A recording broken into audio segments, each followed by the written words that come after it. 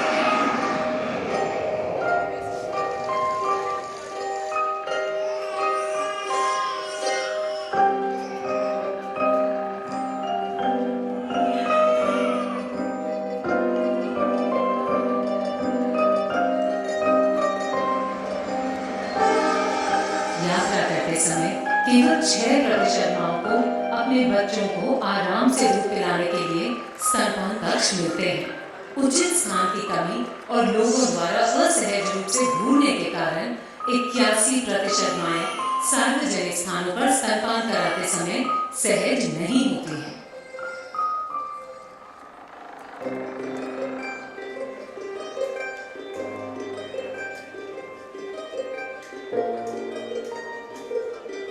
देश की माओं के लिए 2012 से अब तक एयरपोर्ट, रेलवे स्टेशन और अस्पतालों में हिमालय बेबी केयर में 184 हैप्पी बेबी जोन्स बनाए हैं, जिसे पिछले 1 साल में 12 लाख से ज्यादा माओं को मिला है एक सुकून देने वाला फायदा।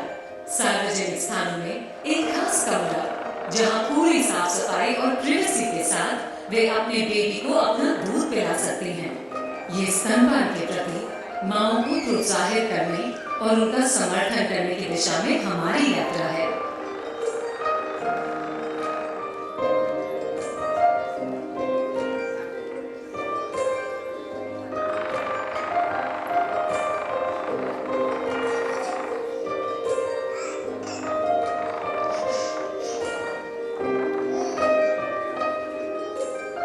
ब्रेस्ट फीडिंग वीक के अवसर पर हिमालय बेबी केयर का ये संदेश, शिशु को माँ का दूध मिले, उसकी और माँ की सेहत के लिए। हिमालय, खुश रहो, खुशहाल रहो। Thank you so much. So this is one of the initiative what Himalaya Baby Care continued, and we are continuing this journey. And the aspect or the aspiration is to be present everywhere, so that mothers should have the safest place to feed the baby. Now I will take 10 to 15 minutes, not more than 15 minutes. I will be just talking about Himalaya Baby Care, and a very short presentation about the products, which products should be suitable on the babies. I am sure you all will not get bored on the presentation, on the products part. I will take it very quickly. So can we start the presentation, please?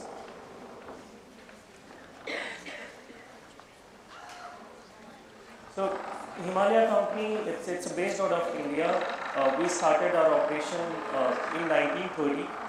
Headquarters is based in Bangalore, and we are present in more than 110 countries.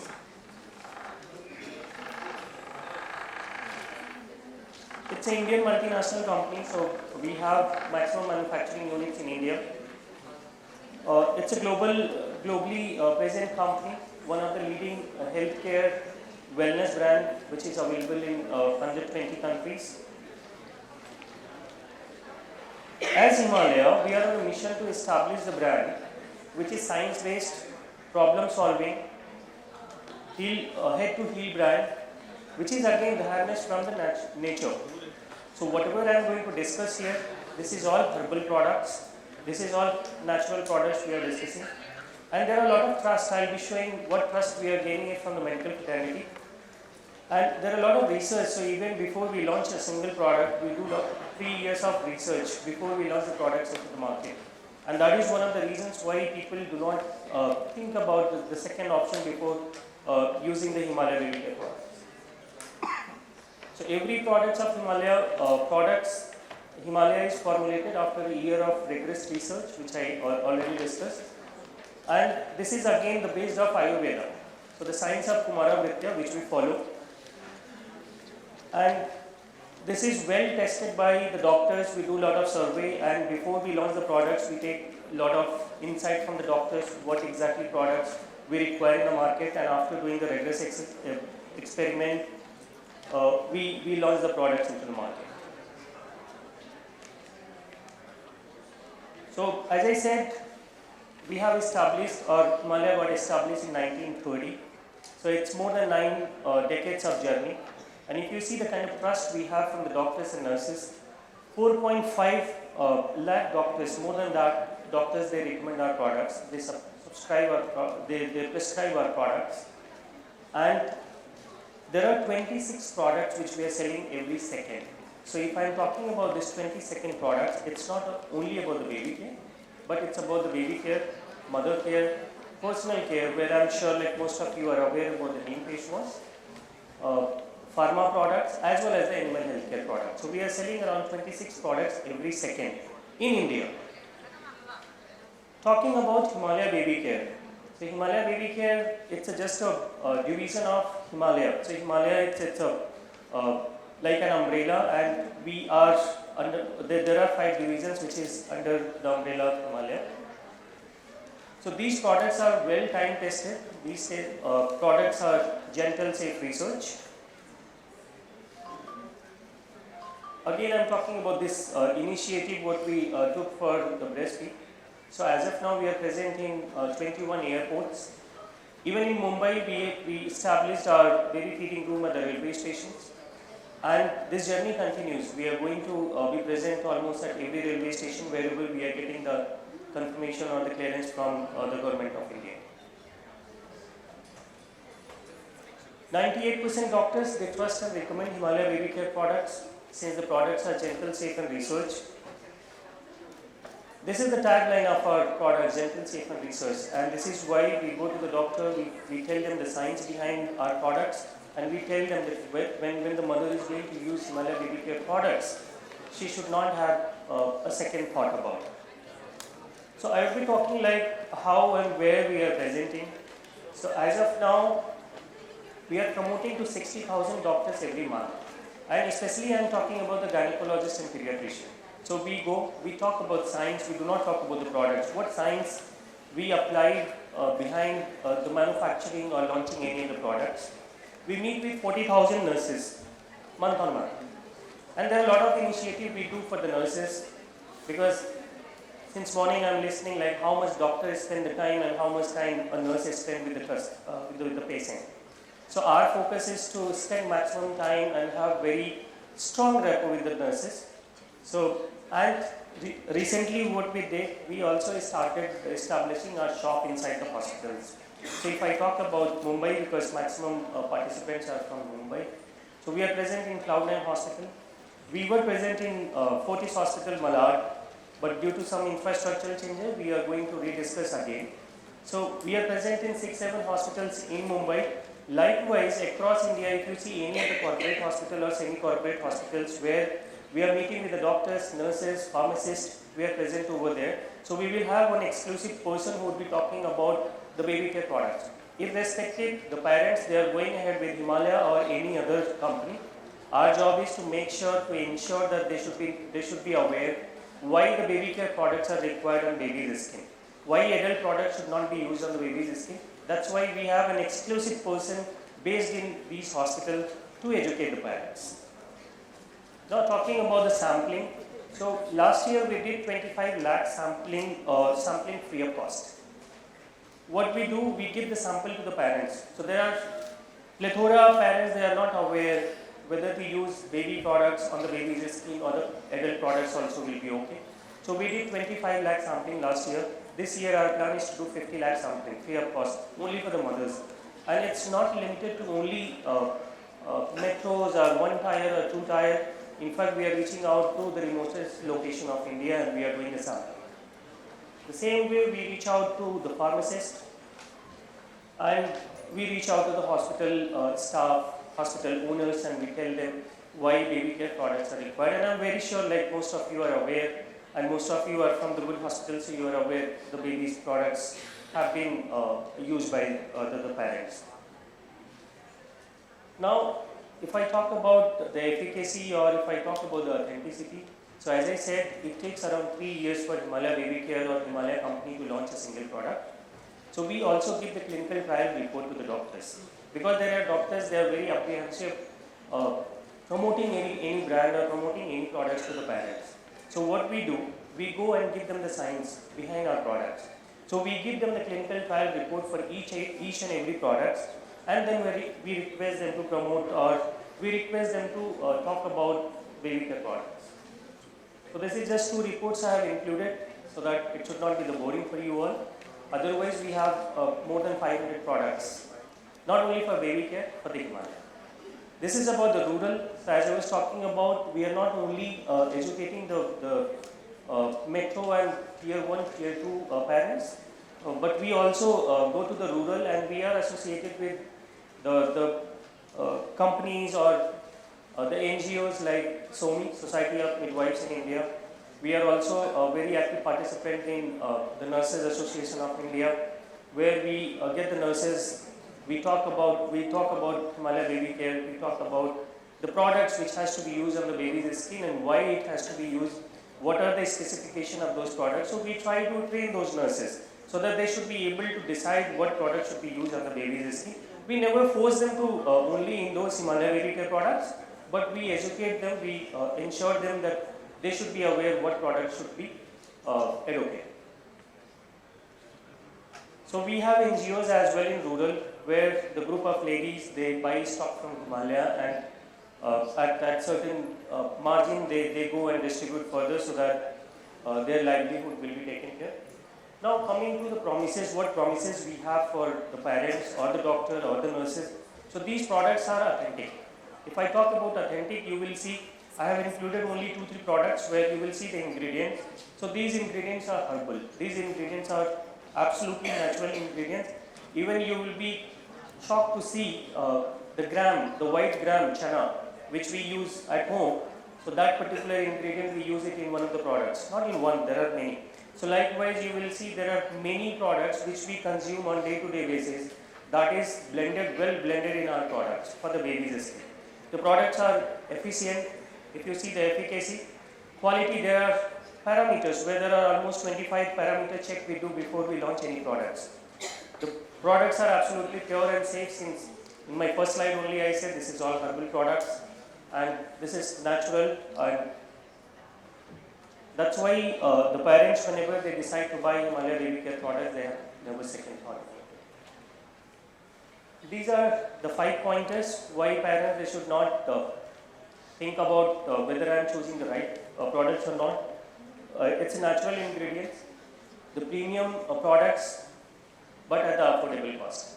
Because being an Indian company, we are not in match with the international companies in terms of pricing. But if you see the quality check, we are far better than anybody else. Recommended by the doctors, there are 97% doctors they recommend. So every year we do survey, we collect the data from the doctors. We ask them which particular product you recommend and why do you recommend the products. So 97% doctors, they say we recommend Himalaya Baby Care products. And this has evolved over the years. It's not that first year only we reached out to this 97%, because we have around 350 people who are meeting with the doctors on day-to-day basis. That's why we are very sure that we are meeting with 60,000 doctors every month and 40,000 doctors. Gentle safe research, which I discussed with, and these products are clinically tested. So each and every products are clinically tested before we launch. These are the range I am showing you only for baby care products, right? So you name it any of the products and we are there. So either it's a pre-bath, or it's during the bath, or it's a post-bath. So we have categorized the entire baby care products in 3 categories: during the bath, before bath, and post-bath. And if you see, we have whole range of products available. So I do not want to get into it, otherwise it will take much time. And Ms. Pinky has decided to give us only 15-20 minutes, so I do not want to take somebody else's time. So these are the products, either it's a baby massage oil or it's a soap, shampoo. Even if I talk about soap, Himalaya Baby Care, we have 5 different kind of soaps. Seasonal wise soap. In fact, recently we launched pH 5.5 soap, so which is creme cleansing bar. Recently we launched cornstarch baby powder, because in India there were a lot of rumors against some other company, not Himalaya, that there is some issue with the powder. So even Himalaya Baby Care, we launched powder with cornstarch. So as of now, if you see, the trend has been set in US market, not in India, where the people started using the cornstarch baby powder, but still we are there. So any products which are internationally approved, or the people they are very much familiar with, or people are buying it in trend, Himalaya Baby Care has those products. The same thing is about the hygiene, be it diaper, wipes, or even the gentle baby laundry wash. So what we recommend parents not to use the detergent what we use on our clothes. We have separate laundry wash for the baby's clothes, so that there should not be rashes on the baby's skin, since our skin is completely different than the baby's. Baby's skin are absolutely tender, and the pH what got maintained is 5.5. So these are the ingredients. I will not take much time. So these are the ingredients. That's why we say we are absolutely herbal and natural. I'm sure most of you can resemble, most of you can link with. Right. So these are the 2 USPs which I will not be discussing. This is about the baby soap. So if you see almond oil and olive oil, both we are aware, and we are using it anyway. So we are not using anything which is with the chemical, and even Himalaya Baby Care product, there is one USP. These products are free from harsh chemicals. So quickly I will just show you, I will not take much time. So these are the products. As I said, there are 4 soap we have which are seasonal wise, and the 5th one is pH 5.5.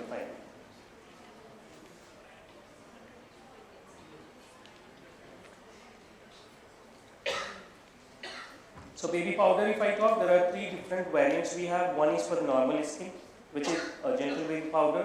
The other one we have prickly heat powder, where in like summer or at very peak summer, so they get a lot of rashes, and also for that we have prickly heat powder. And the third one, recently we launched baby powder with cornstarch. So we have varieties of products. You take any name, we are there. And wherever we are not there, for example, we were not there in toothpaste category, oral care category. So recently we launched even the toothpaste as well for the babies in 3 different flavors. And these are the gift packs, which is very much trending in the hospital. So hospital people, they are approaching us and they are taking the gift pack and they are giving back to the customers while they are getting discharged. And the good news is, for the panelists, we have gift packs available here. Even for the delegates, we have gift packs. So please do not forget, carry the gift packs. And what is our ask? Like, what we want you all, if a parent comes to you, they ask you like which product is better, then you should be knowing which product is better, and you should always recommend them, always educate them to use baby care products, irrespective Himalaya or any other product. So thank you so much. Thank you for listening patiently. Thank you.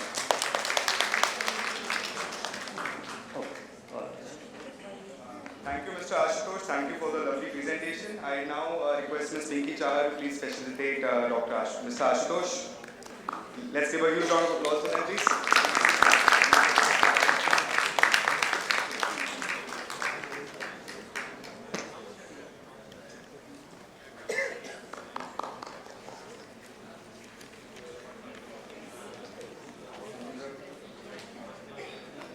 Alright, moving on to the next presentation, I now request Dr. Pankaj Malhotra, MD Medicine, PGD PM, on the stage for his insightful monologue on infection defense, titled as Infection Defense for All, From Patients to Caregivers, the One-Way Use. Let's give him a huge round of applause, please.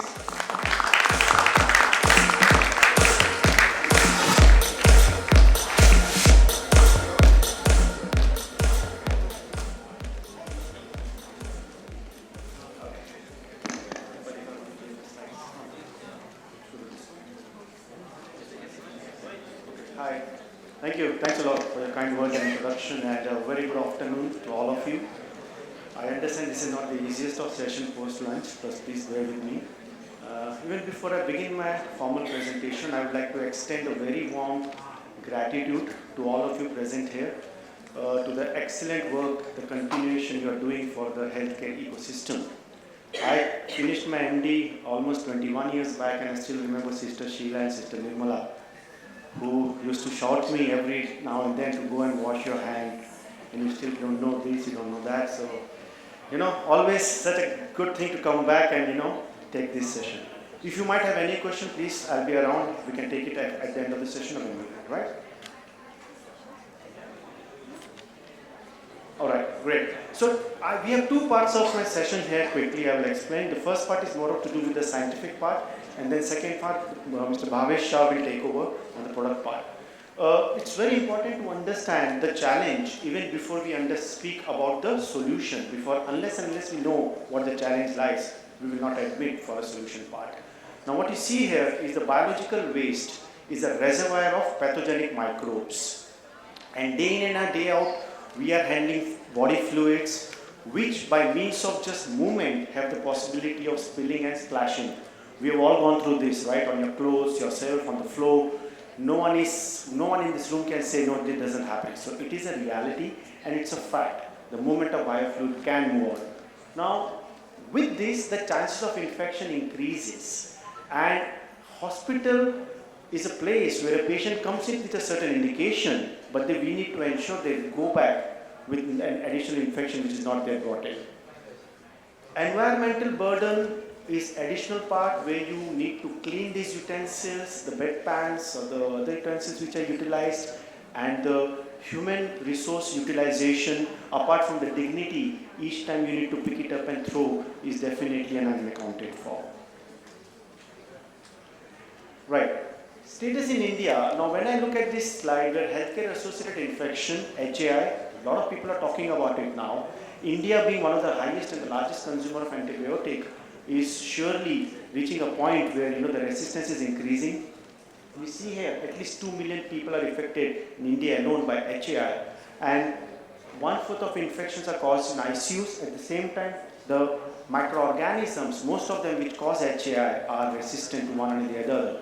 When I finished medicine in 2002, meropenem used to be locked up. We used to wait on which type of patient will be used. And today as we speak, fast forward 20 years, meropenem has more resistance to ciprofloxacin. So you can imagine which direction we are going. In the similar fashion, if we do not contain infection, mainly healthcare or hospital-acquired infection today, this will lead to future antimicrobial resistances. You'll agree, we are already seeing cholesterol-resistant cases. I fear for my friend who completed surgery, yes. Do you have a question? Okay. So there has been, who have completed surgery, but I pity that their own next generation, when they are presented with a case where they have a cholesterol resistant, what kind of procedure they would do, what kind of prophylactic antibiotic they would do. So it's a common challenge, it's a collective effort that we need to do. You want to add something, sir? Okay, I'm sorry. I'm the subject of what you just stated. 1 year back, I broke my spine and got into the bed for about 2 months. And everything worked out fine, but I caught up with this Klebsiella, and it was drug resistant to cholesterol. So I had 3 bladder washes given, and it didn't go off. Finally, with God's blessing, I think what worked was the Micacin, and it got resolved. Otherwise, I was in for a very bad time. So this is the severity of the condition. And I think I was looked after by your community, and I used to be shouting it because, knowing about it and suffering from it is one thing. Speaking about it, sharing a thought is another thing. So I just thought I would just contribute to this. Thank you.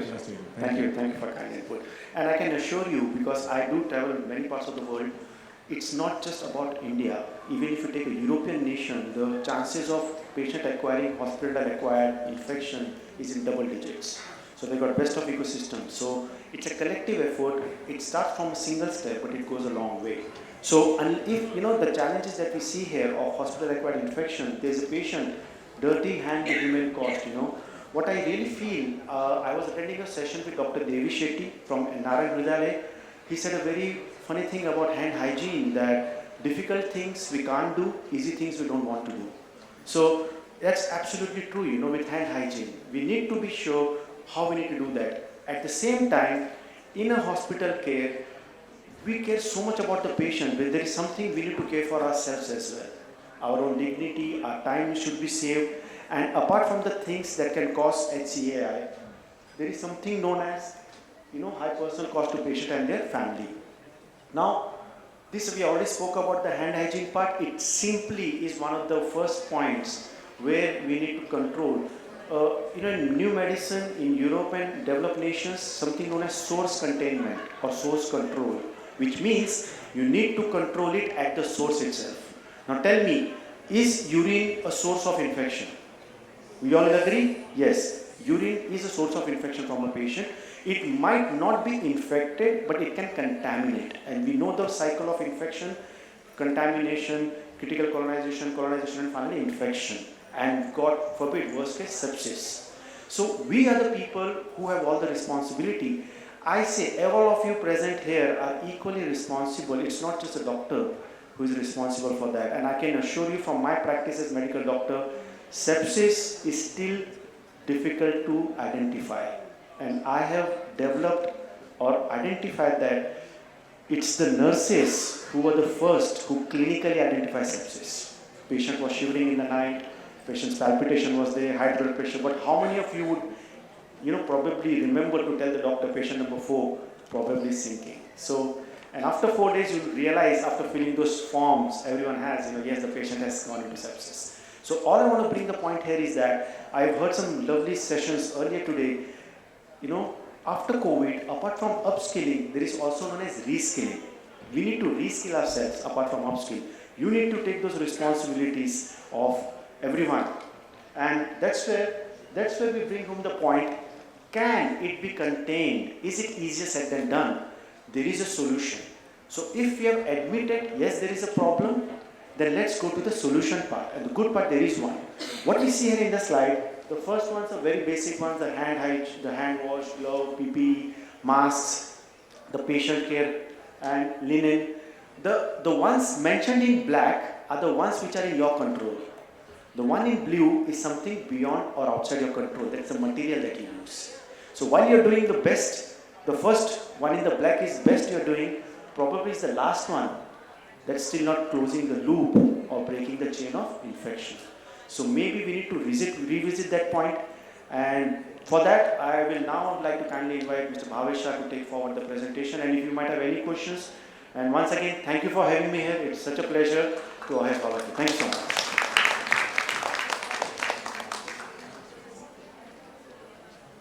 Thank you, Dr. Pankaj, for the lovely insights that you gave about infection and the fraternity, the most compassionate fraternity in this world, which runs through infection day in, day out. They are the champions who know the infection very well. So we will walk towards the solution now.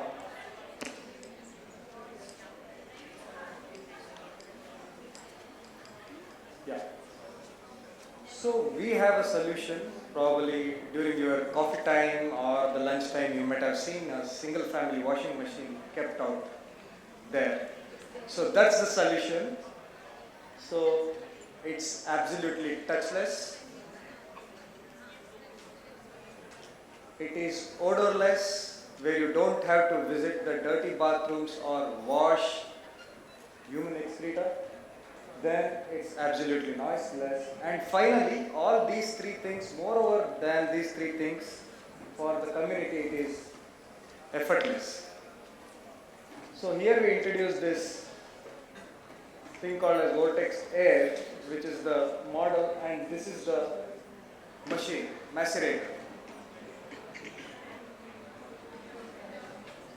So we all know that the macerator immensely benefits in breaking the chain of infection. But what are the other benefits that we can seek forward, which are, according to me, which are much more important also at the same time, along with breaking the infection? So handling bedpan has been very, like one of the depressing jobs for anybody. It could be a nurse, it could be a facility management, it could be a housekeeping staff, or anybody it is. When you are handling a bedpan management, somewhere it creates a lot of depression. So here you have complete dignity over the. You do still, like there is a lot of dignity when you dispose the bedpan disposal system. Then we have completely very safe disposal which will absolutely minimize exposure to all the stakeholders. Not only in the hospital, when we dispose anything outside, there are rack pickers, there are people who manage the biomedical waste, there are factories who reuse the plastic which we throw. So till the end, it is taken care when you completely dispose this to the STP plant. So this is the safest way of disposing all the bedpans or any infectious material.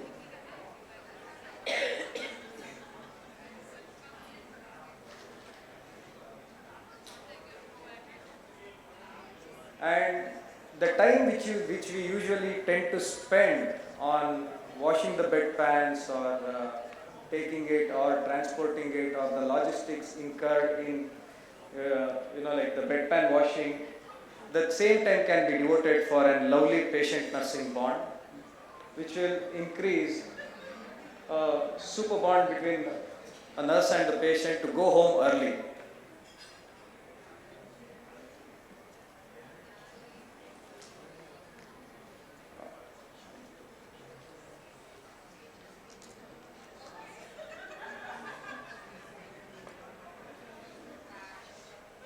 And the company or the brand Varnacare, it is absolutely 100% biodegradable, containing zero dyes or detergents or anything. So that means it entirely dissolves with the nature without any contamination. As you can see, this is one of the pictures where rack pickers are trying to pick up the plastic for their livelihood from the medical waste. So this is absolutely dangerous for the earth also and for the people who are involved. So we can always definitely move towards a greener earth by using biodegradable products.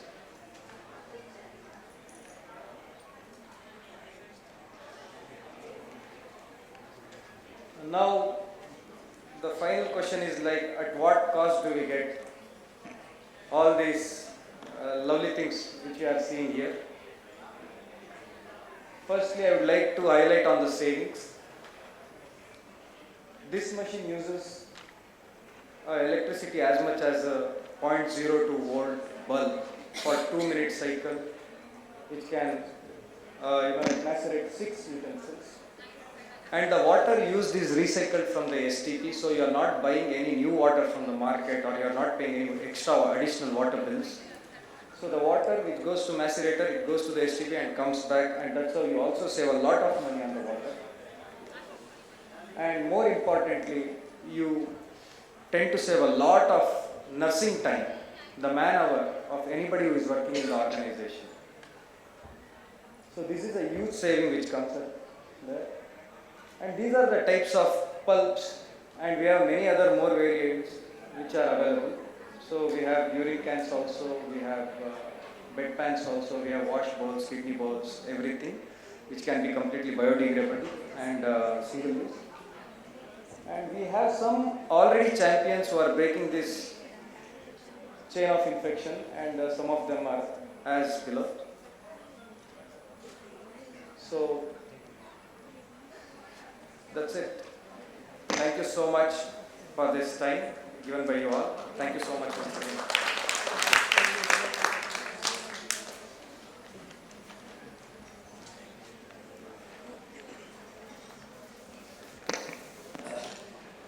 I now request Dr. Pankaj to please come on stage to collect his certificate of participation. I'd please request Ms. Bobby Ramesh to come and facilitate the same. Thank you.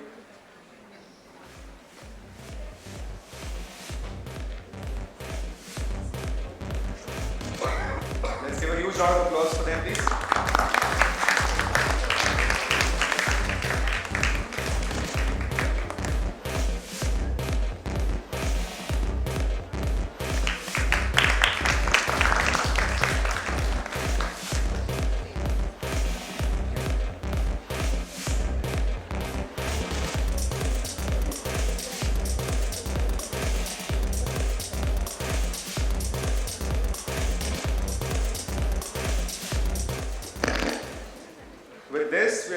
presentations, and now the most awaited, the fourth panel of discussion titled as Building Patient Safety, Nursing's Role in Infection Prevention and Management.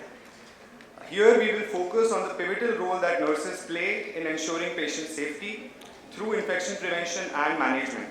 And it is time to engage with our expert speakers for the session. I'd like to welcome on stage Prajakta Hindlekar, Director, Nursing and Chief Experience Officer, Beach Candy Hospital. Let's give her a huge round of applause, please. Dr. Shilpa Tatke, Group Chief Operating Officer, Jupiter Hospitals. Ms. Ujjwala Rajkumar Pal, Head Clinical Specialist, 3M India Limited. And Ms. Lavina Lal, Head Quality, Patient Safety and Patient Experience at Fortis Hospital, Mulund.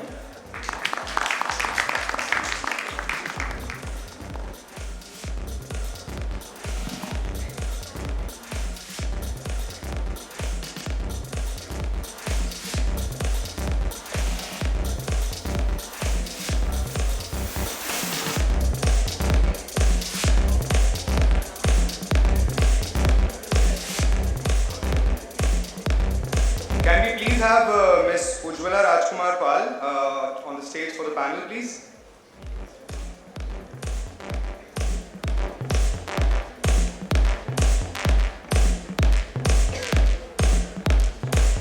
Let's give her a huge round of applause. So happy to announce Ms. Lavina Lal will be taking the moderation for this session. So over to you, ma'am. Thank you. Very good afternoon. I know we are running short of time, so how much time do we have? Good enough. 40 minutes, you can bear with us? Okay. I think our work is easier now because the context setting has happened beautifully in the previous session. I think Dr. Bhavesh and his team presented the importance of infection control, prevention, which is very much a part of patient safety. I think since the time we pick up this vocation, that we want to become nurses, the very essence of it is around patient safety. I think we all agree to it? Yeah? So we want to see one facet of that, and which is revolving around infection control and the mic is working. Okay. So infection control and prevention, and because it's for nurses, we are going to see how important a role we are playing in this. Are we ready for it? So we have three perspectives through which we will be trying to weave around the story and see how well we do, how well we can do. Is there something new that we should look up to?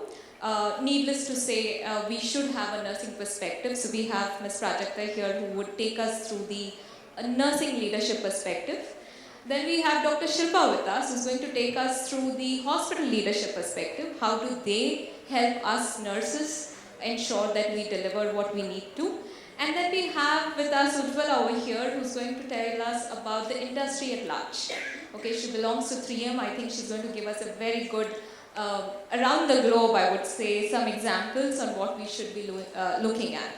And I will try to see if we can weave all of this into something nice so that we can take it back to your respective organizations and see if you can play an important role in it. There's one chair which is missing here, but I think that chair belongs to the nurses out. So we're going to come back to you. We're going to keep our session very short, and we're going to ask you to ask us questions, or rather we'll ask you. Are we ready for that? Yes? Everybody is ready? Yes. Okay, so after some time probably I'll just take a walk right inside and see if anybody is interested in asking us, or rather if nobody, then probably I'll ask questions. So my first opening question goes to Ms. Prajakta. I've already said that she's going to give us the nursing leadership perspective. We've got a table full of leaders out here. So Prajakta, for you, we need to know that how important is this role of nurses in driving infection control and prevention at the bedside as part of a team? How do they work? And do you kind of, bring in some best practices which you can probably from your rich experience share with us, and we can try and take something out of it into our own kitty? Over to you. Thank you, Lavina. Good afternoon, one and all. And thank you, VOH, for having me here for this panel. So before even I answer Lavina's question, I thought I will bring some shocking truths to you. In May we had Anicon, and there were studies which were conducted about nurses, and there were 4 damaged areas which were presented in that Anicon. And number 1 was about professional communication. All of you agree?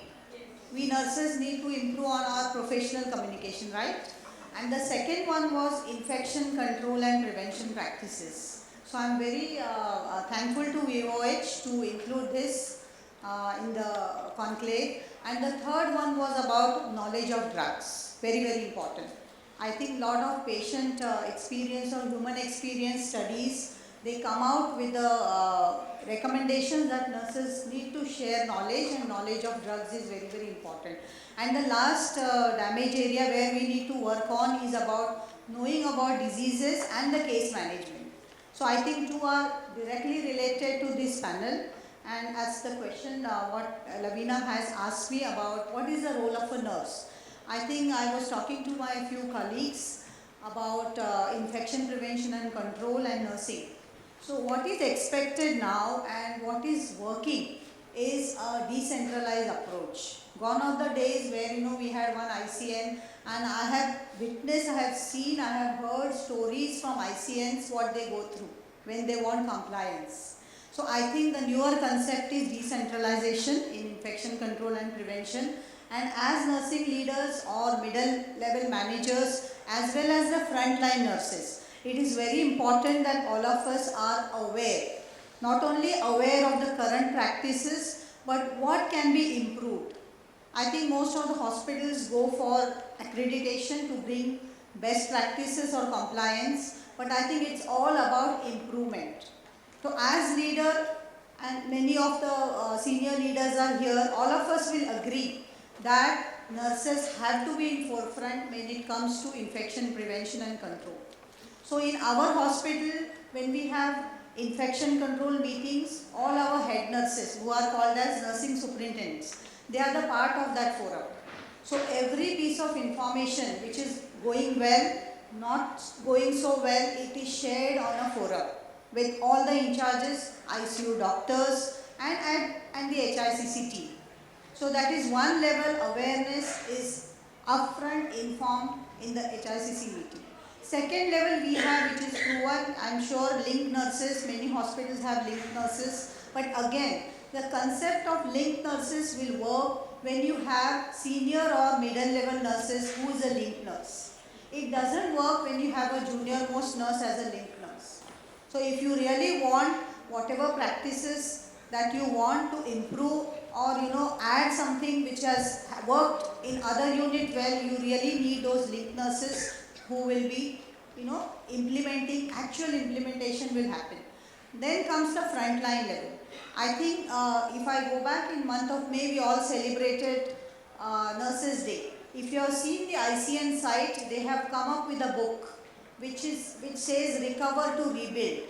In that there are some 100 studies which were done after COVID and during COVID. So in that what came up was the well-being of nurses, which was neglected. Now how does this relate to the best practices? Yes, it does relate to best practices, because when we talk about infection prevention and control, it is not only about patients, it is about our own employees. So employees' health is also very, very important.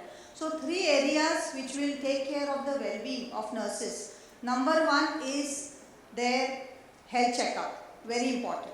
We don't want any accreditation agency to tell us that have you done your yearly checkups, let us see the documents. I think as leaders, as middle level managers, we must be very, very sensitive to ensure that every nurse has her health checkup done. Secondly, the vaccination. I think in our hospital, we are very, very stringent to get vaccination done, not only before employment, but also during employment. Recently, we have started giving typhoid vaccine to the nurses who feed the patient, because we don't want any foodborne infections to reach to patient. So all food handlers as well as the nurses who feed the patients are given typhoid vaccine. The third area, very important, I think this is called all of you will be having a SOP on post-exposure prophylaxis. Now what happens during daytime when everything is all well, leaders are there, but post-exposure prophylaxis, because needle stick injury can happen at 2 a.m. also. So how well equipped you are for that 24 hours, 24/7 coverage is very, very important. So when we talk about policies and procedures where the nurse is concerned, I think all these has to be a very, very comprehensive approach. And also I would like to give example in our hospital when we celebrate hand hygiene week or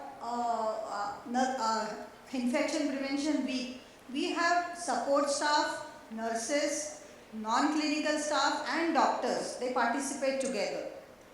So that brings about a co-creation, co-creation of responsibility among all the stakeholders. And it's a 1-week program where, we share the challenges, and other best practice that we do in our hospital is we have an infection control nurse who does night shift. We have 2 nurses, so one does night shift so she can do her observations, find out what are the challenges. If there are issues with environmental cleaning, our superintendents, they do morning briefing to the support staff. So we do not wait to have, support staff person who will do briefing for the support staff. So these are some of the best practices which really work when it comes to infection prevention and control and a nursing leader as well as the middle level. Thank you so much, Prajakta. Some really important points that have come up here. That definitely deserves a round of applause. Quick things which she said. She talked about decentralization. Do I have an ICN in this auditorium? Do I have an ICN here? Okay, we don't have an. Oh, we have an ICN. Oh, can you just stand up? Okay. Yeah. Hi. Can I have your name? I'm Beena. Beena. Okay, we have Beena who's an ICN here, and she talked about decentralization. You agreed to that point, right? Yeah. Okay, I said right, so I think she had to agree to it. I didn't give her an option for it. So decentralization is important because what we are saying is typically what is the role of an ICN. If your day starts at morning 9, let's say, and you're not working in her hospital, which makes you do night shift. Let's say you're at your hospital and start at 8 or 9, let's say. Typically, what does it do? It involves rounds. It involves rounds. It involves some data collection. Yes. It involves some data entry. Yes. Okay. If you have to divide your work between data entry and your rounds, what time of your day you ascertain to it? How much time? Morning I prefer. Thank you. So morning is rounds and then? Afternoon I do the data entry. Afternoon you do it. So almost 50% of the time is going into data entry. A lot of data. I'm sure there are hospitals here who understands what kind of data they control and they audit. So her point is very important. We need to have, if you want to have decentralization and we need to leverage the ICNs. We need to leverage the ICNs at a level that they are leaders. Okay, they're just not mere somebody who's going to monitor, check, come back and report to you. No, they're not journalists here. Oh, do you know that ICU this happened? Do you know this happened? No, they're not journalists here. They're supposed to be leaders in their department. They should be counted as one of your, charge nurses or mid-level managers that we said, that very rightly she said. This category of role actually comes under the mid-level managers. And then very beautifully she talked about the link nurses who has to be the link nurses, fellow nurses, right? Your nurses who are leading a department, in charge nurses. So I think some very crucial point, and the reason I asked about data collection is, if she has to lead, she cannot be the person who's only doing data collection. Do we agree? That doesn't mean that I get my bedside nurse to do data collection. What is more important that comes up here is we need to automate. We need to automate as much as possible. We need to get technology as much as possible to help Beena over here to spend at least the entire day doing much more important work than that. That's why we should have leaders like her. So I think a very pertinent point. If you have ICNs, go back. That's your message that you need to do. Beena, you need to go back and say this, that I need more help over here. Technology is where you'll be able to ease off that load, lot of manual data entry, and that's the thing that we should be able to drive. Thank you, Beena. Thank you so much. Thank you. And she talked about looking after yourselves. Do we? Do we look after ourselves? How many do we have? So this question is for the leaders. Do we have nurses doing 100% annual health checkup without any danda behind them? There's a big no. Ask me. There's one who's telling me no. Okay, there's two who's telling me no. Is it easy to get them to do health checkup? It's not by choice, but I think this is not important. They're so busy in their giving care and going off duty and then going back home and then come back work. This seems less important. Please understand this. If you're not healthy, you're not going to look after the patients well. So annual health checkups, PEP, all of this is very important. So look after yourself, have a decentralized approach. I think these are two very important things that you should like fix it in your brains and take it back. Thanks, Prajakta. I'm going to move to Dr. Shilpa now. We talked about within the nursing fraternity what the leadership level should be about. To you, my question is mainly, how does the nurse collaborate and how does the hospital leadership plays its role in delivering this kind of infection control or a prevention atmosphere or a program? We all have different programs in our hospital. You have multiple stakeholders in it. As a leader, what do you think? How does this cohesiveness work? Any thoughts around collaboration? Any thoughts about how do you push them to get all of this work done? And how important are this fraternity building? How are they, filling the gaps? Thanks, Lavina, for this question. Very nice question, actually. Now, what do you mean by this fraternity? Our fraternity. So as a healthcare worker, I'm sure that all of us are same, right? I don't count, I differ over here what Swati has said in the morning, that how many CEOs and COs know what different specialties nurses would have, and I can tell you I know.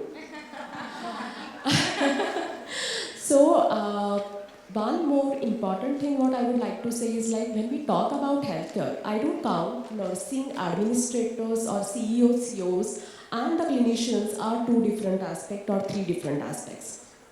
I certainly feel that all of us are same because challenges in healthcare and the disease burden is so enormous, we can't afford to have these categories first and foremost. So collaboration is not a kind of choice, but it is a kind of mandate. It is a kind of integral part of all of us. Important thing when I talk about any defeat or any defense against infection, I always would have a clinician and a nurse heading it. Now when I say clinician, it need not always be a doctor.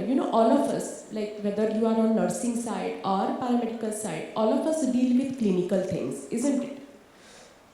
Why do we count ourselves different? So I have infection control committee which is headed by director intensive care, but I also have a deputy who is a nurse. Again, the same is in quality and patient experience. Now, there also I have a director internal medicine and infectious diseases who heads it. But the one who is basically a deputy and who is actually is the one who is the face of my quality is a nurse. Because healthcare cannot function without having a two-way communication between nurses, doctors and we administrators. I'll give you one classic example. Again, nothing theory. It is what day-to-day we all practice. 3-4 years back, I had an outbreak of Klebsiella. And all of us know that Klebsiella is one of the major contributors when we talk about any HAIs. And in a running hospital, when your occupancy is nearly to the level of 90%, to control any such outbreak and to prevent it from spreading further is really a challenge for all of us.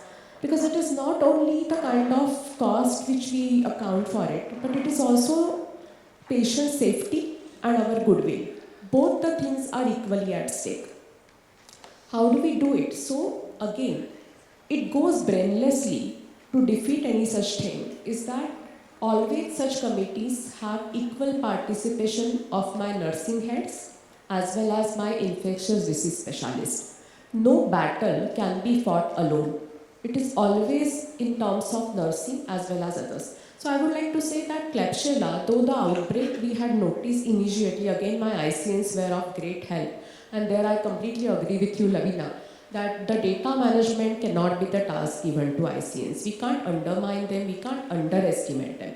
So they are the ones who have the advocacy, who have to lead from front. They are the advocates, and at the same time, each nurse manager of mine is infection control nurse, because infection control nurse cannot reach to each and every patient, each and every nursing station. And even if she can reach, she cannot monitor and manage it for all 24/7. So it is an approach where all of us have to equally be part of it. So that Klebsiella we had quickly isolated. We had quickly isolated cases. We have segregated an area. We have taken care of barrier nursing, hand hygiene, antibiotic strengthening. Again, antibiotic stewardship, my nurses did play a very crucial and important role.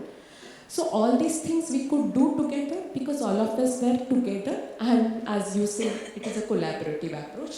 But I say it is a part and parcel of our day-to-day working. I need not name it and put jargons like collaboration and communication, because this is what which is ingrained of healthcare. Thanks. Thank you so much. Huge round of applause for Dr. Shilpa. It's a pleasure to have you, Dr. Shilpa, and she could not have articulated any better than what she did.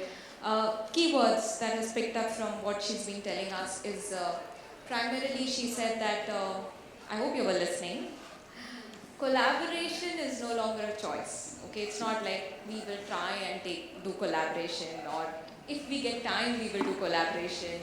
If I have the doctor nice, I'll do the collaboration. If the hospital management is good, I'll do the collaboration. No, it's no longer a choice. It's no longer that you wish and you can do it. It's a need of the hour. We cannot deliver healthcare without an effective collaboration. That's like a need. We don't even need to give it a title called as collaboration. That's a way of working. I think let's put it up that way, that this is the need of the hour and we need to have a way of working which involves all stakeholders equally in part of that. Second thing, she very clear, when it came about the Klebsiella, and we have a gentleman here who unfortunately was affected by it. The key point that I pick up from there is involving nurses in problem solving. So when they had an outbreak, they did not just go to the infectious control specialists. They had these nurses, they had the stakeholders involved in it, who became part because they are the ones who are going to give you the solutions and going to implement it and going to monitor and come back and tell you, look, your solution worked or did not work. So very integral. We need these nurses to be part of problem solving. So problems may occur.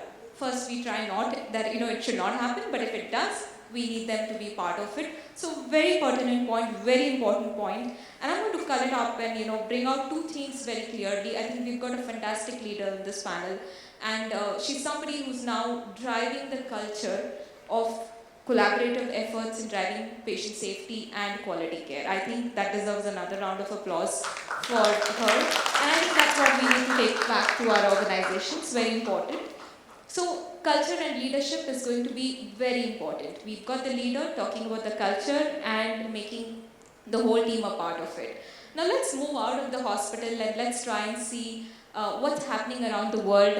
How's this industry partners helping us? We had Himalaya talk about their products, some amazing work out there, truly amazing work which they are doing. We had just now, I think Burna Care, yeah. So they talked about so my next talk is going to be there, I'm sure, because I definitely need my nurses free. I'm going to go and see if that works.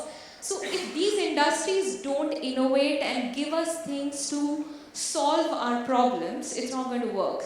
So we have Ujjwala over here going to some light and see if she can bring in her perspective. I'm going to keep an open question for her because she's around the world. She's been in different hospitals. It's going to be very interesting to learn her experience and see how she's from 3M. We use a lot of products from 3M and BD and probably B. Braun and all of them. So let's try and understand how they can ease this burden of infection control and prevention and bring up with their innovations what they do. Thank you so much, Lavina. And thanks to everyone. A big thank you to teachers. While I associate myself with the industry, I'm a proud nurse, definitely a proud student of LT College of Nursing. And thanks to all the mentors, seniors sitting in the crowd. crowd who really helped me shape up or supported me in this particular organization. Well, coming to your question, Lavina, and when we decided, and when Lavina sent her questions yesterday, day before yesterday, sorry, she wanted me to talk about the consumables. Absolutely. So, we thought that, okay, let us talk about two aspects. One is the consumables. Second is what is happening globally about the infection control. So, we're talking about the consumables and what exactly the healthcare industries can bring on table for all of you. Number one, it's no more just the cutting edge technologies, it's not just the products that the industries will bring in. They actually come forth with a lot of researches, resources, which is a crisis at this moment, and definitely a lot of support in terms of various programs and education, which is the need of hour for everyone. So I would want to basically talk about two aspects. One is the consumable parts of it and what is happening globally.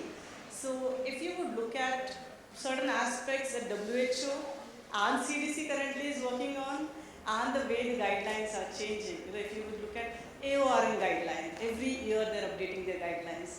CDC guideline, they're updating on every second, third year.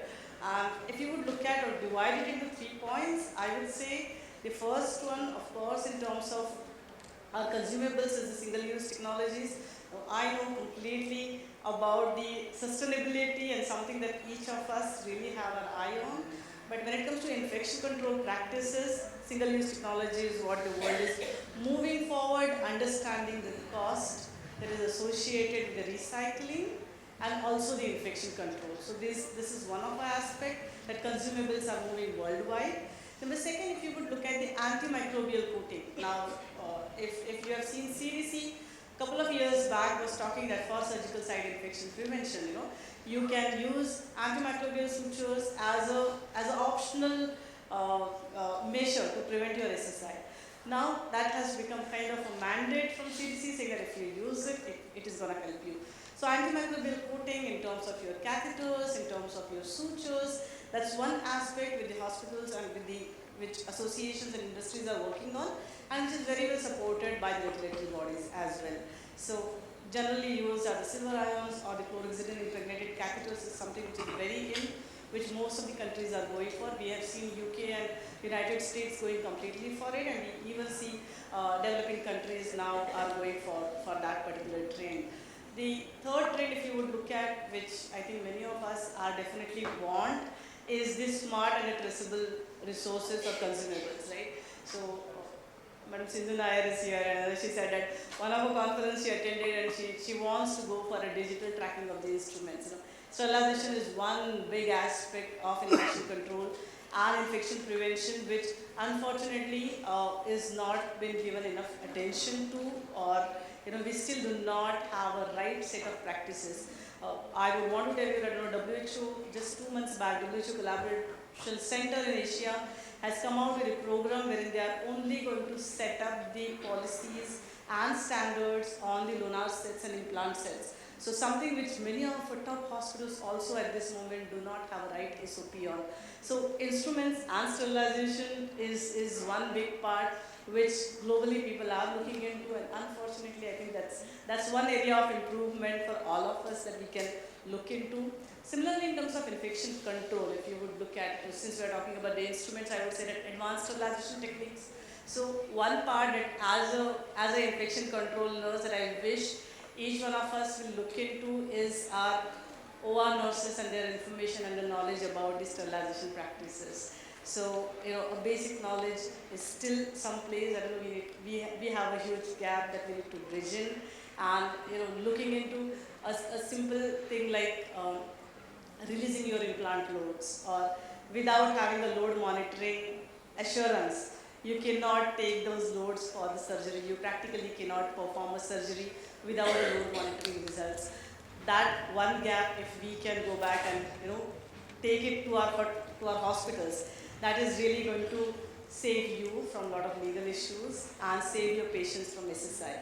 So advanced sterilization techniques is something that we as a country definitely has to look into. Second is automation. Lavina already explained it with a good example.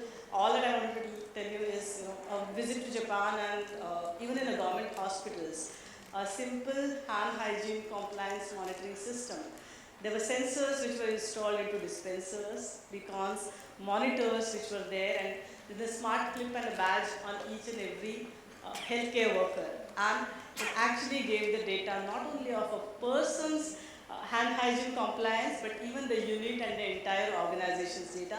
And it was divided into actionable items, and it was stored into data cloud, and every month there's a discussion. So it was a beautiful best practice sharing, which we have observed, and we have seen it in the hospital that automation definitely is one way.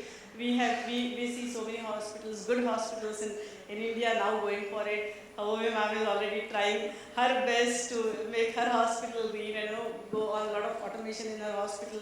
Sneha ma'am keeps talking about it. HN hospital already we know that a lot of automation happens in your hospital. So it's really nice to see that is stepping up and hospitals taking that effort to go for automation, because as a nurse we all know that iteration is a reality and our staffs are burdened with so much of more work. So if we have more of automation, a lot of work can be reduced. Also, before I give it back to Lavina, while we speak about the global trends, last 3 years they say in software, India has arrived on world map. Top 10 companies in the world and 5 CEOs from Microsoft to Google to FedEx, we have Indian CEOs. But I think Indian nurses have done fair job long time back, right? I mean, we were already there on that world map. Okay? The one thing that I wish and I truly dream of is that we have a standardization in our care, considering the categorization of various hospitals that we have in India. So we have a corporate and top private hospitals and the best of government hospitals like Tata Memorial Hospital, which is telling so many countries and so many hospitals about how to take care of their cancer patients. But similarly, we have smaller nursing homes and segments where basic infection control practices are missing. If I can tell you 2 things that you can look into, I would say go for EPIC is the Association of Infection Control, which is a very well-known organization for infection control. They have a CIC certification. In India, we only have 98 CIC certified ID specialists, and that is open for everyone. It's not like nurses cannot go for it or doctors cannot go for it. Even very few ID specialists have it. So if you can encourage your nurses to go for that certification, I think that would be really nice. Second is there is something called as learninglounge.com, which actually has the chatbot, and it has every possible infection prevention data that you can easily access. You can even look into 3M Healthcare Academy, which will give you access to around more than 180 free educational material on infection control practices from all the important guidelines, and you can train your staffs on that. So that's all from my side. Thank you. Wow, that was a marathon. We went to Japan and then US, and I think we are back to India. I just hope we're still staying here. Again, very, very thoughtful, very good things that she shared with us, very pertinent. I'm going to link that education part. I'm going to come back to project on the education and the training part. I think I wrote down 2 for me for sure. One, I want to go to Japan. I said I want to free up my ICN doing those 1,000+ audits which they are doing on hand hygiene. I want to get this definitely. Maybe we can give a to-do list to Voice of Healthcare. Maybe their next conclave should be on all of this digitization and very pertinent to nursing, okay? We're going to be a little slightly biased here and pick up something which can ease up these works, maybe good things over there.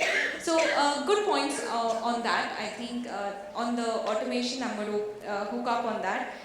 What's important is she mentioned something on sterilization and techniques of it and OT, though it is very particular to the OT group and probably the critical care, but extremely important for all of us. And that's an area we miss training sometimes. We think, oh, that's CSSD or they are supposed to do it. But we are the ones who are actually the users of it, and it's being used on patients. So some knowledge about it, at least how do I pick up the red flags? Do I know this is sterile enough? Is it right? Some of these key things should be there. I think that can be a very important point, which is definitely missing across our curriculums. Yes, a good takeaway for us. So with that, I'm going to come back to Prajakta, something on training and how do we bridge. We talk a lot about training, but maybe something over and above what we are already doing, some insights on that. Thank you, Lavina. Are you all enjoying this panel? Yes. Is it connecting to you all? Yes. So I think training now we have to change to education. We have heard enough that knowledge is power. And as she said, I think routine training, everybody is on it. We have training calendars now. Our nurse educators, ICMs have their own training calendars.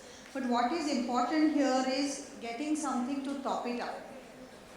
I think when I learned nursing, or even when I did my BSN, we were not so much into proactive way of doing things in healthcare. And now a lot of things are spoken about: risk stratification, identification, and the simplest thing I think we can do as nurses in our first contact, where we conduct our subjective and objective assessment. In your initial nursing assessment, what we can tell our front lines. Simple, your simple questions, like, if you get to know patient has had previous admission in other healthcare facilities, or patient has had previously some antibiotics, or the age itself, or patients had surgery or any procedure. I think these 4 things should give us an idea that there is an risk stratification possible. And if the middle level nurses come to know, they can escalate. So we know this particular patient can be a potential risk for other patients. Even the healthcare professionals who can carry or who can have cross infection. So that is where, topping up your middle level as well as frontline nurses with these, small things which will go in a long way. Other thing I would like to say about training, what we do in our place, whatever quality indicators we get, month on month we discuss, we ensure that it is reaching to every nurse. Now how do we do that? We have a concept of morning huddle. We plan it out on, if it is next week, Thursday, Friday, we decide what we are going to reach out to the frontline nurses. And these morning huddle is every day, same topic is repeated. So it's like a 20-25 minutes talk. It is on virtual platform as well as face-to-face. Because in the bigger hospital like us, we have a space crunch. We just have one auditorium. We don't get it free. We have other challenges like 12-hour shift, so we can't pull out the nurses when the occupancy is 99%. So in that case, this morning huddle works because it is from 8:45 to 9:15. Typically when the night shift is getting over and morning shift has come in. So the nurses are available and we ensure that we have analyzed it, at least 60-70% nurses, if they are covered in the morning huddle with infection control, whatever concerns come up in day to day. We do not wait for the meetings and dissemination of the minutes. So all that is covered there and there. I can give you an example. I think all of us are very sensitive to COTI, directly relating a nursing quality or nursing practices. What about those patients who get UTI without catheter? Isn't that important? So this sort of sensitization. Now recently, we had 2 COTIs, not this month, last to last month. So not COTI, UTI. So we were worried that somewhere our personal hygiene practices are not up to the mark. Somewhere we have to rework on teaching our nursing assistants, our staff nurses, even the support staff who are involved in the personal hygiene or the perennial care.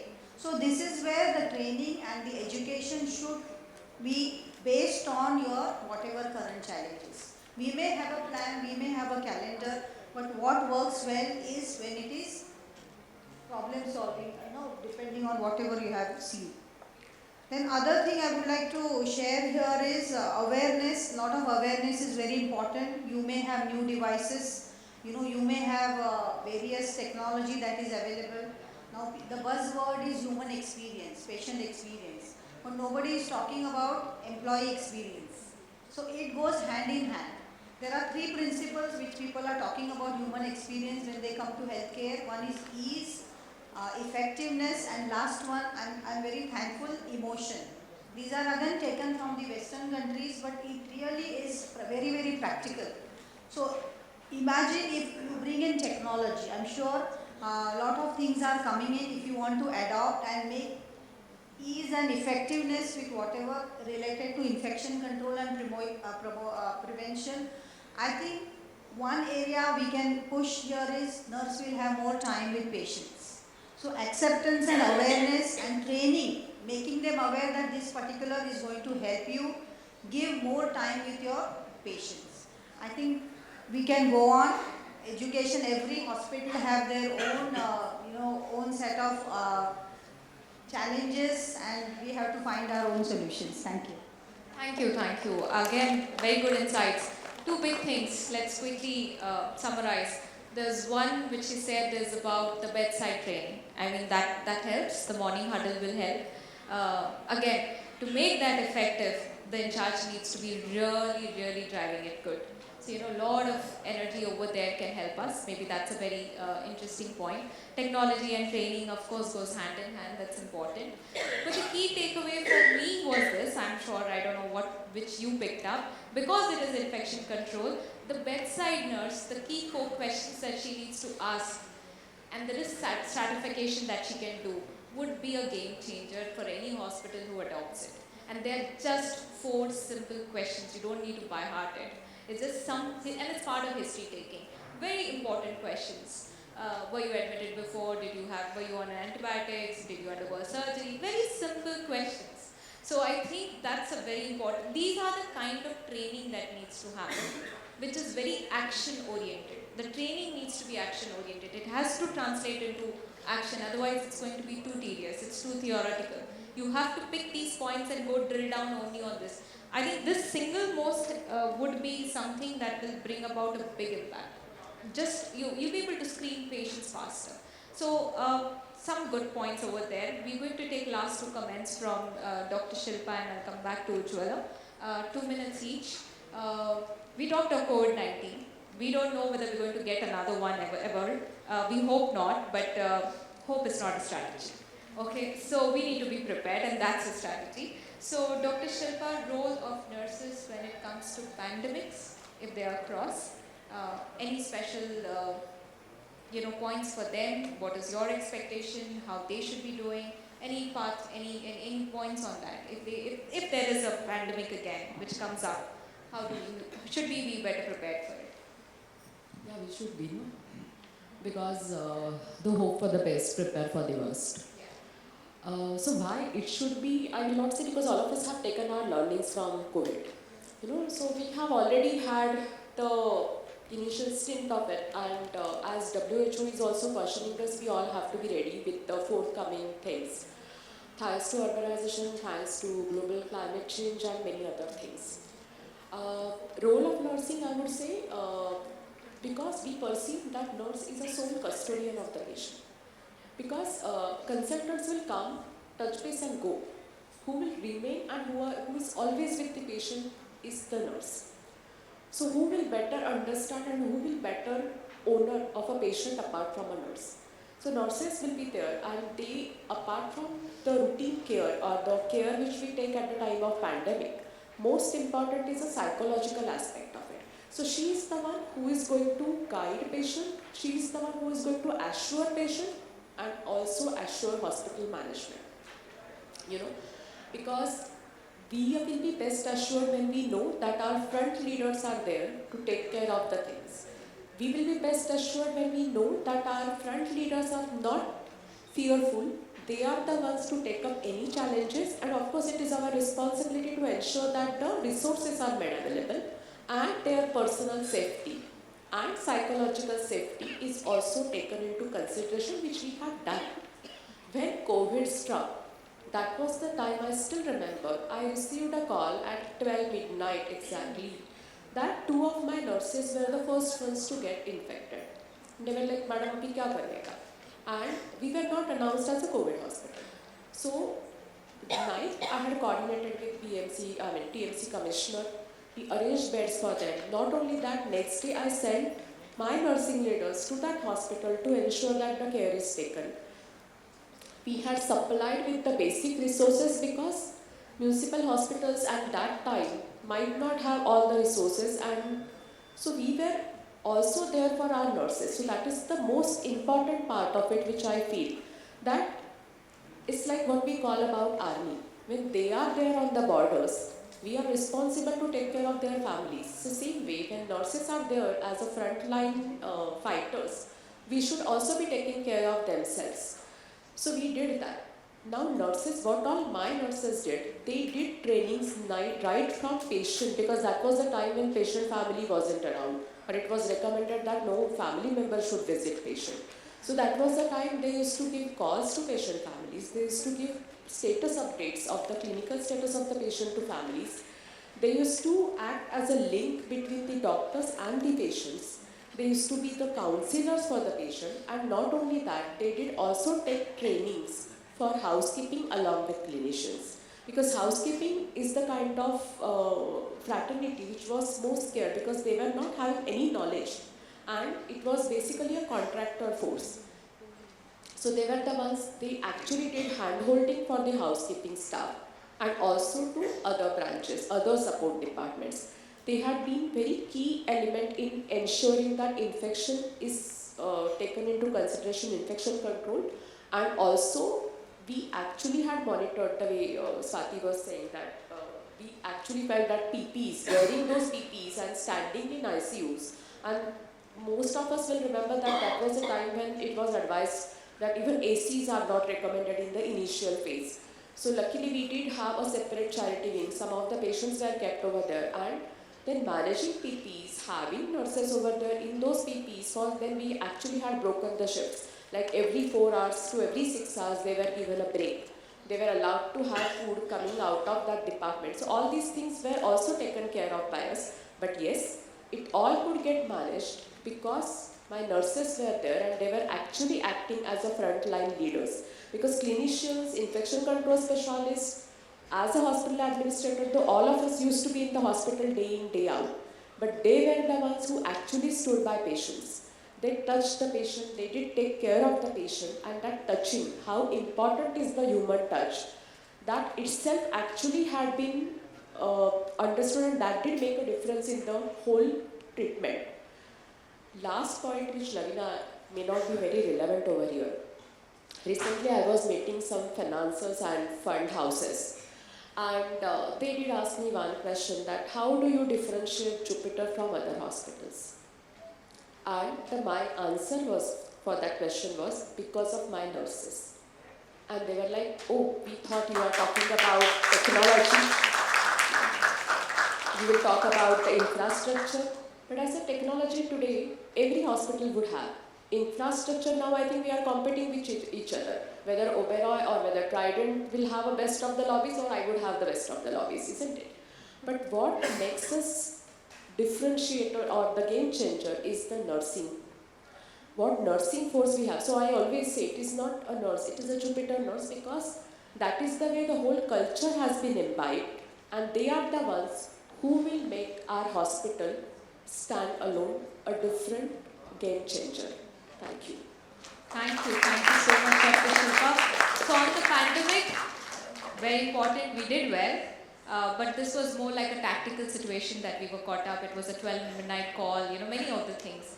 And if there are learnings that we are picking up from this, understanding the essence of all of this, the two things which we need to do going back at our hospitals and our organization is having a plan around it. Run simulations, run mock drills, very much pertaining to epidemics or pandemics, outbreaks that are happening in different scenarios. 2011, there's a movie called Contagion. I don't know if people would have seen that, and I happened to see it after COVID, and I was like, oh my god, these guys got it. So what's some more sci-fi movies? We probably can anticipate what else can happen to us and prepare better for it, so have an action plan on it. That's very critical. And for the leadership, take care of your people. There's no two ways about it. Let's take care of our people when they are on the front line, doing the same things that we're asking them to do, risking themselves. So taking care is no two ways about it, non-negotiable. So we should be. And a few more ideas from the lady who goes around the globe, okay? I'm going to ask her to share one or two quickly. Any QIPs, any projects that are happening, something that they can, okay, this is what I need to do next, probably next conclave or conference, they can go and present something on that, on patient safety pertaining to the discussion that we have. QIPs. I'm just gonna name because I know that we are running late.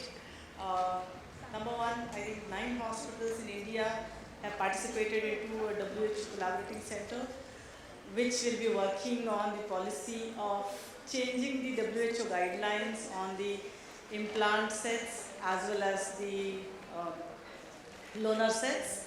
So that's a big project which WHO has already initiated in India. Another one is APSIC, which works on on improving your ORs as well as OTs. Many of you in India, if you would see, Prime project by BD company is also a good project which helps in your ICU and your IV management. So that's also one of a good project by the companies which are part of a good QIPs. All that I would say is there are multiple QIPs which healthcare industries are running. Do not just utilize them for the simple ISPs and coming and showing the products in your hospital. They are people who might have some work along with regulatory bodies.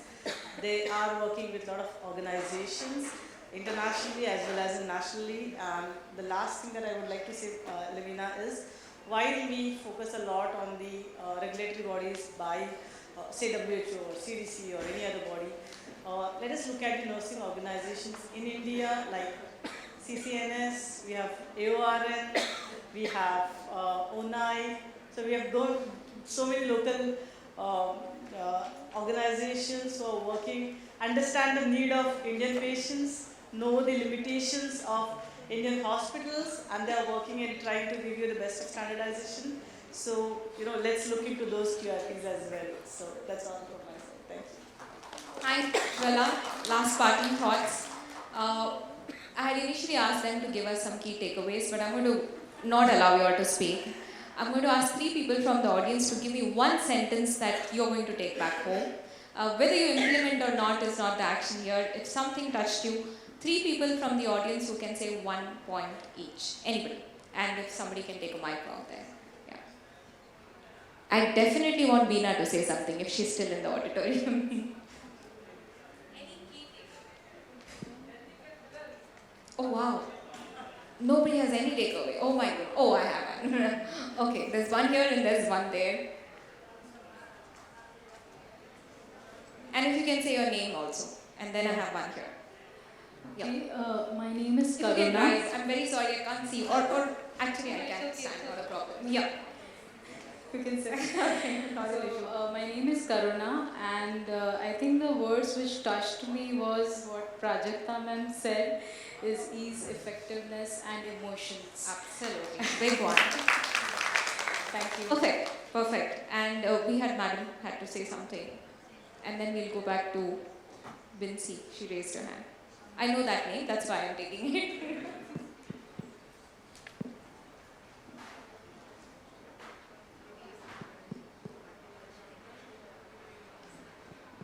I'll take away what my dear friend Shilpa said, that there is no difference in healthcare professionals. We are all same because our goal is same. So there is no difference between our fraternity and that fraternity. And that really touched me because Shilpa is a very dear friend. We have studied together. And when you see a CEO having so much confidence in the nursing department, I think they can crack any infection. And that's so important. That is, united you stand. And no infection can enter the hospital. Absolutely. That's a huge round. A big round of applause. If you can just raise your hands so that the mic can come to you. Hello, myself is Archana Gaonkar from Victor Hospital, Madagaon, Goa. So actually, for me it is touched what is the nurses are the game changer. So that whenever, because we are in such a situation or in such a field that in day to day we are like, it's not only we are playing as a nurse. At the patient side, even we will be counseling the patients, where we will ask them their feedback, whether they have experienced whatever we had given, like care, whatever the care we have given, whether they have benefited with that, and on that basis we will judge whether what care we are given, whether it was helpful, and on that basis we will take our feedbacks whether the nurses are good at their clinical practices. So thank you, ma'am, for this. Super. Thank you so much. Last comment. If you can raise your hand so they need to see. So I'm Binsi from Fortis Mulund, and being an educator, my thoughts were struck on what you mentioned about how to train nurses, the training to be action oriented, and how to lead them to think about risk stratification at bedside.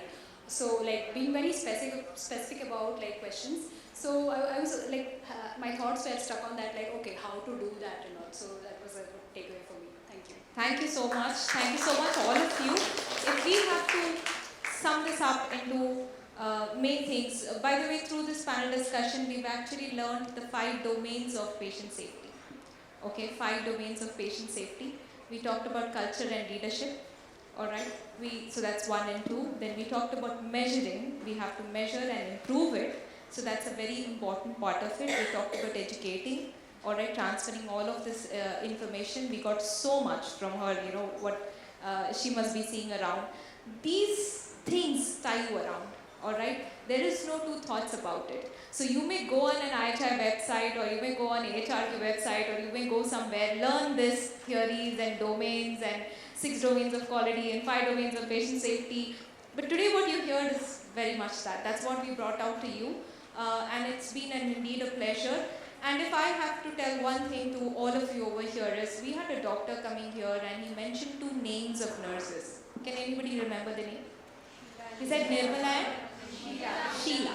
Alright, Nirmala and Sheila. Whoever that nurse is, hats off to those people who impacted the doctor. So I want Deena's name to be mentioned by some doctor or some CEO or somebody in some panel to say that, you know, that's an awesome ICM that I had, that's an awesome nurse educator I had, that's somebody, you know, who connected with me. That's the kind of people who should go back in. I think that's what would be the biggest gain of this entire conference. If names should be mentioned in some conference, I think that would be the biggest takeaway for all of us. Thank you so much. Thank you so much. Thank you, Lavina. Thank you the stellar panel for this very insightful discussion. I would now also like to mention and express our gratitude to our supporting partners, Critical Care Nurses Society, and for their enthusiastic participation. So I'd please welcome Ms. Mini Varghese on the stage from CCNS to receive their token of appreciation. Let's have a huge round of applause for her. And I'll also request Ms. Lavina to felicitate her co-panelists as well. So we'll start with Dr. Shilpa.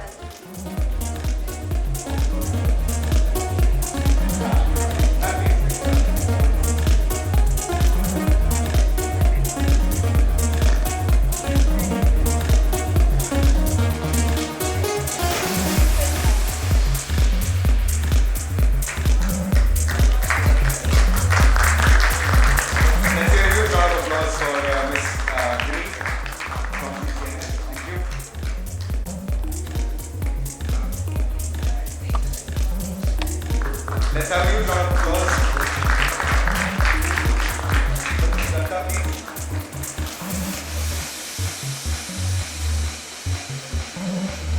Let's hear it for them. And Ms. Ugula.